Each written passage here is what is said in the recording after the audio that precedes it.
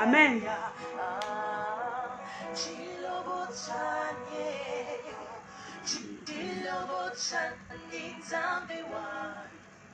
Sans pouvoir partager aux autres. Amen. Aujourd'hui, par la grâce de Dieu, je vais parler d'un sujet. Le sujet parle d'une femme que j'aime bien dans la Bible. Une femme que j'aime bien dans la Bible. Le Seigneur m'a permis de pouvoir étudier cette femme. Mais aujourd'hui, je vais juste parler un peu seulement d'elle. Cette femme s'appelle Esther. Avant de commencer, de rentrer dans le but du sujet, je vais d'abord, on va recommander ces moments dans les mains du Seigneur. Parce que c'est le Seigneur qui bénit. Je peux venir faire du bruit, mais le seul qui peut vous convaincre, c'est le Seigneur. Donc nous allons lui recommander ces moments. Si tu me suis là où tu es, prie pour toi-même. Dis Seigneur, si je suis en train de regarder cette femme, ce n'est pas pour regarder ses mèches. Ce n'est pas pour regarder là où elle est, ce qu'elle fait. Je veux que tu me parles et que tu me dises quelque chose afin d'améliorer ma vie. Je viens parler à une personne qui est fatiguée de vivre ce qu'il vit. Parce que nous tous nous sommes passés dans des situations. Mais si nous n'avons pas eu la connaissance, et cette connaissance même chaque jour, nous sommes en train de pouvoir assimiler, à pouvoir appliquer, pour pouvoir avoir nos vies transformées.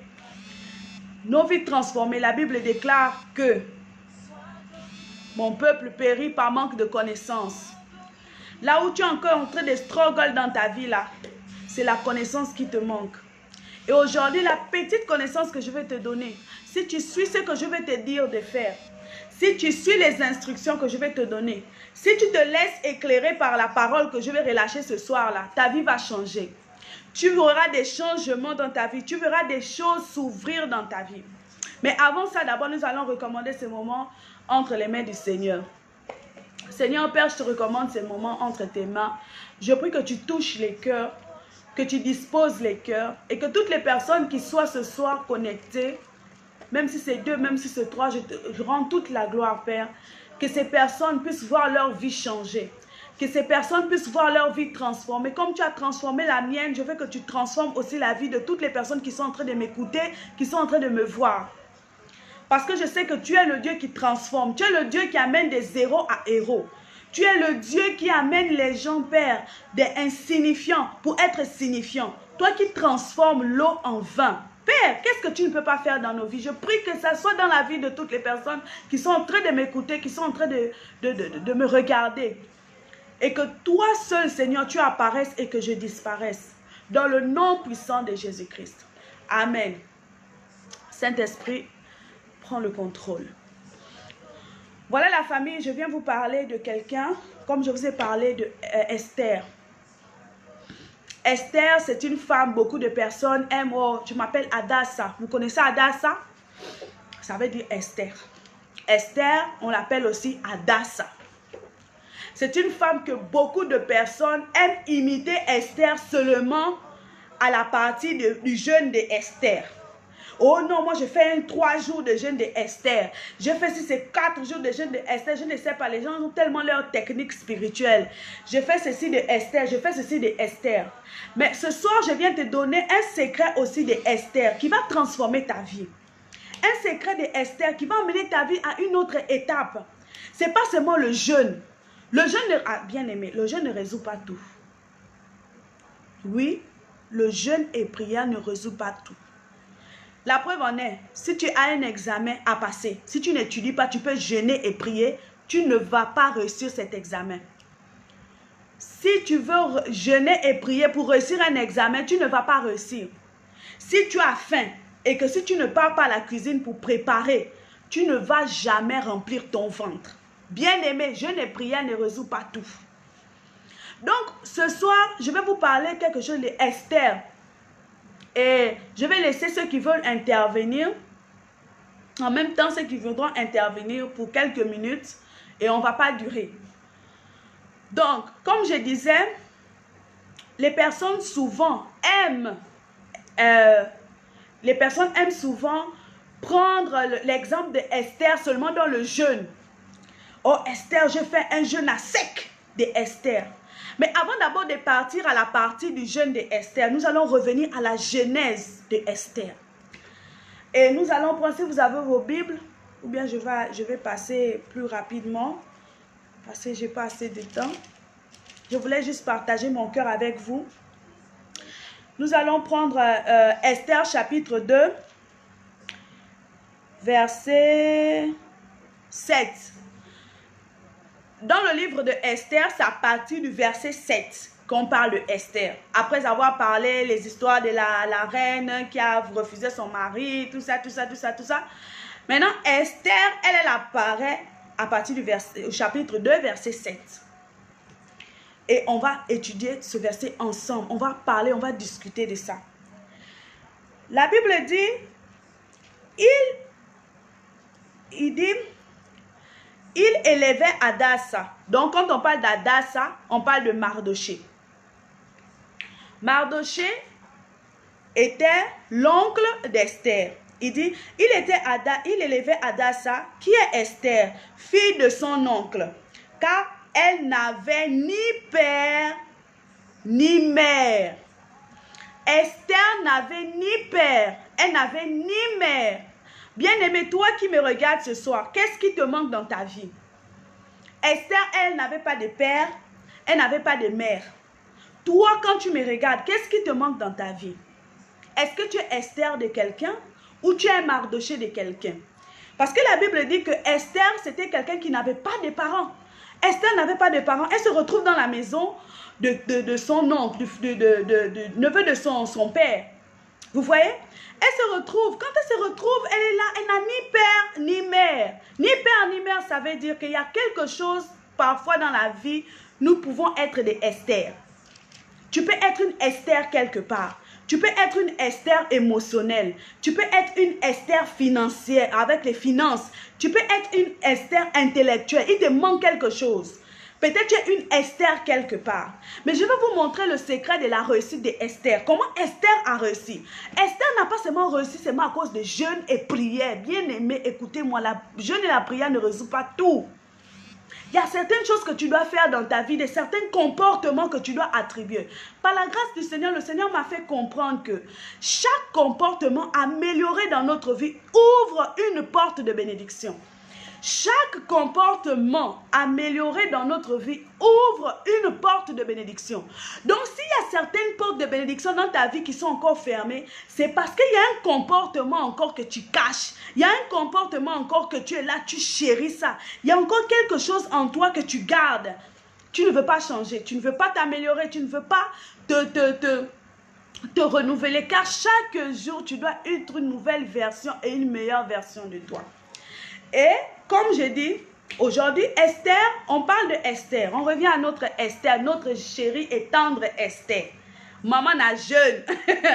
Non, moi je parle jeûne de Esther. Je ne me lave pas, je ne me coiffe pas, je ne me ceci pas, je ne marche Esther. Mais Esther n'a pas seulement résolu ses problèmes avec le jeûne et prière. Il y a aussi un secret là-dedans. Esther se retrouve dans la maison de son oncle. La Bible déclare que la jeune fille était belle de taille et belle de figure. Oh là là. Quand la Bible dit que tu es beau, quand la Bible dit que tu es gentil, c'est que tu es gentil.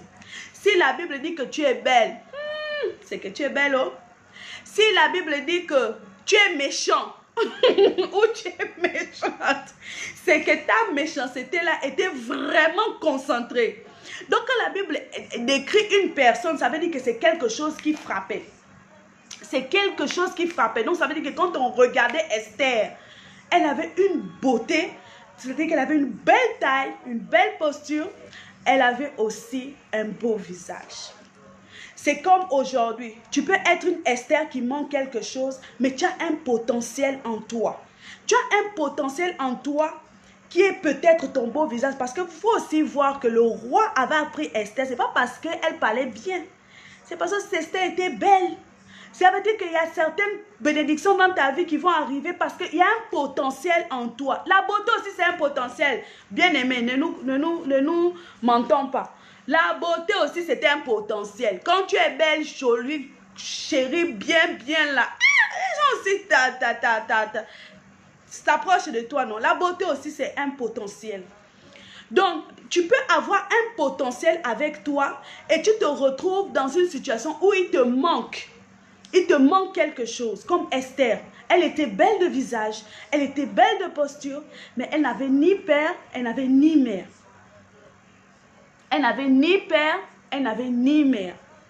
Et c'est comme ça, quelque part dans la vie de chacun de nous, on peut être là avec un potentiel, mais il nous manque l'argent, il nous manque les personnes pour nous encourager, il nous manque comment on appelle ça, l'environnement, il nous manque, comment on appelle ça, l'éducation nécessaire, il nous manque, comment on appelle ça, les personnes ou bien les opportunités pour pouvoir manifester ou extérioriser ce que nous avons.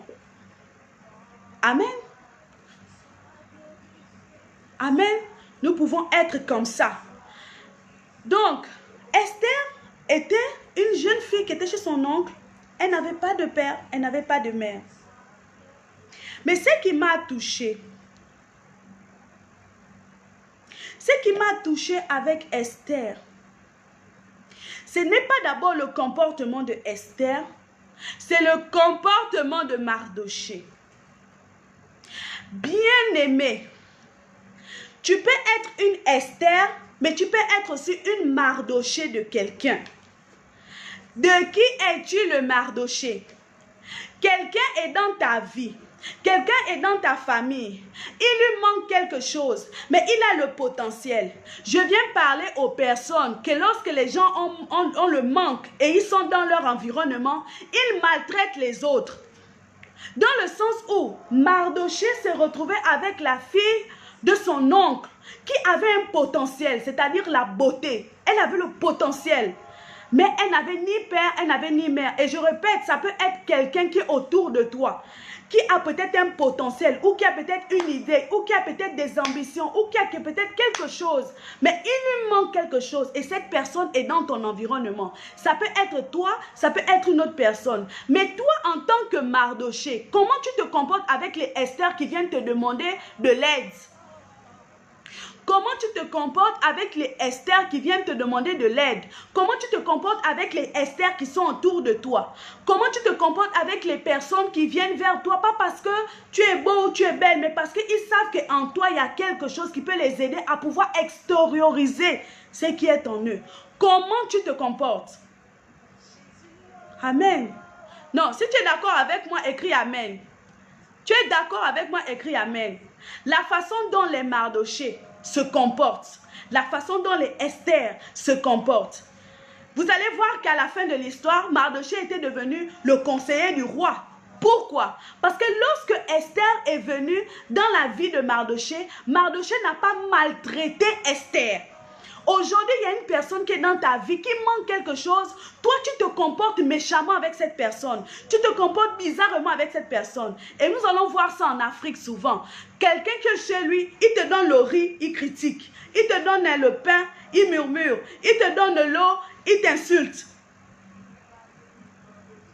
Mais si la soumission d'Esther dans la vie de Mardoché, dans la maison de Mardoché, c'est parce que Mardoché s'est comporté comme un père.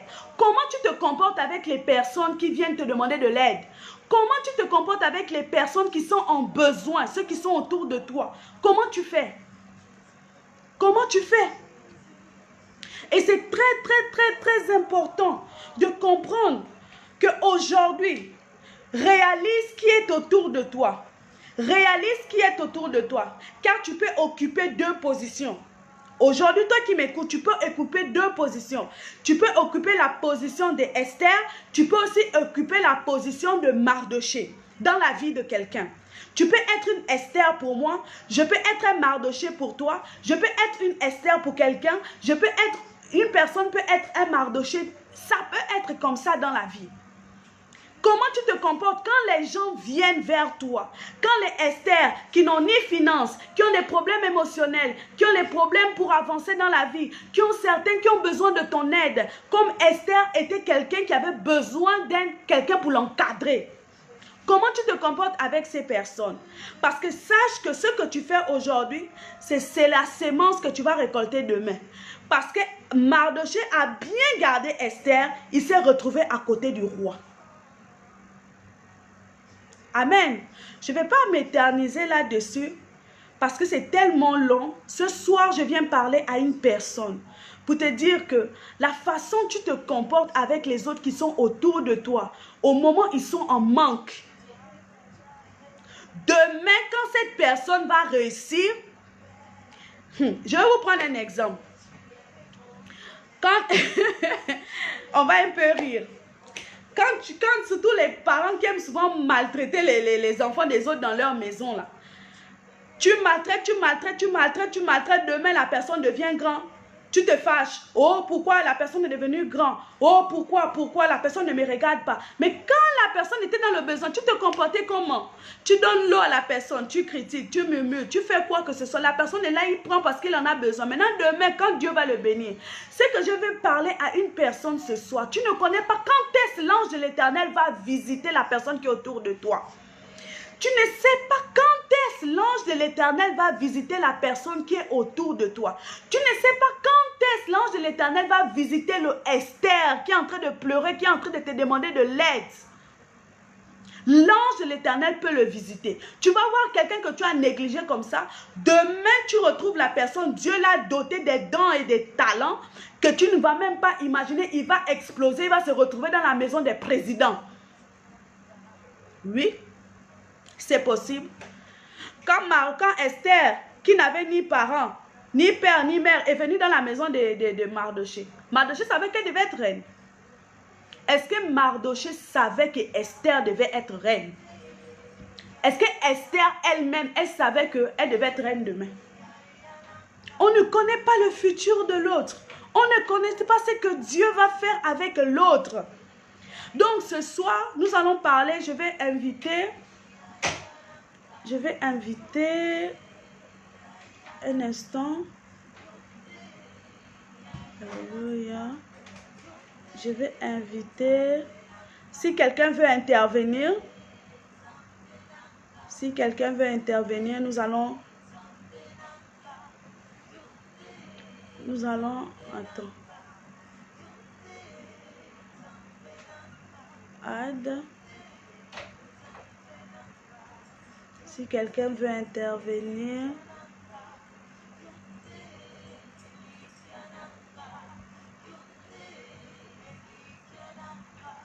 Yes, possible. Si quelqu'un veut intervenir en quelques minutes.